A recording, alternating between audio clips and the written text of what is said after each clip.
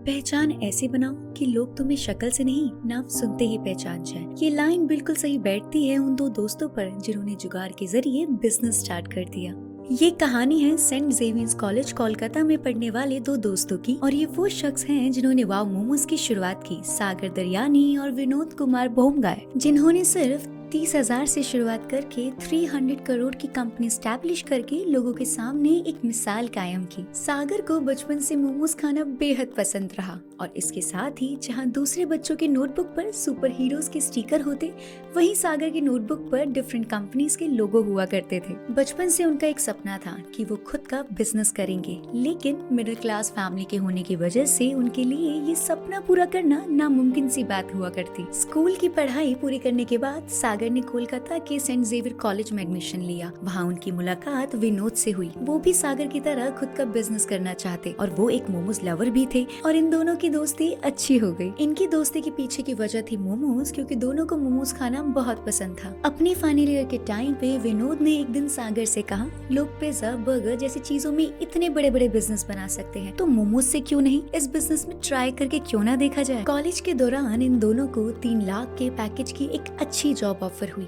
लेकिन इन दोनों को कुछ अलग ही करना था। इन्होंने खुद पर भरोसा किया और उस ऑफर को ठुकरा दिया और यहाँ से शुरुआत हुई वाव मोमोज की। अपने माता पिता से 30,000 उधार लेकर अपने एक रिलेटिव को जादवपुर में रिक्वेस्ट करके उनके अपार्टमेंट के ग्राउंड फ्लोर को एज अ किचन यूज करने की परमिशन ली। उन्होंने एक किचन, एक टेबल और एक शेफ रामजी केसी को 3,000 महीने की सैलरी देकर एक पार्ट टाइम जॉब के हिसाब से उन्हें हायर किया। इसके बाद कोलकाता में टॉलीगोन की स्पेंसर्स मैनेजमेंट के साथ जाकर उन्होंने बात की। 18% रेवेन्यू शेयर करने के बाद स्पेंसर्स के अंदर एक छोटा सा स्टॉल लगाने की उन्हें परमिशन मिल गई। शुरुआत में सागर सुबह 5:30 बजे उठकर अपनी साइकिल से मोमोज बनाने का रॉ मटेरियल लेने जाते और अपने शेफ की मदद से मोमोज तैयार करके स्पेंसर्स चले जाते। उस समय में सागर और विनोद वाव मोमोज की टी शर्ट पहनकर हाथ में मोमोज की प्लेट लेकर खड़े होते और यहाँ उन्होंने एक जुगाड़ लगाया। जो भी लोग शॉपिंग करने आते वो उन्हें फ्री में अपने मोमोज टेस्ट करवाते, क्योंकि उन्हें अपने मोमोज पर इतना ज्यादा भरोसा था कि एक बार कोई उन्हें टेस्ट कर ले तो उसे दोबारा जरूर खाएगा। पहले दिन में 2200 की कमाई की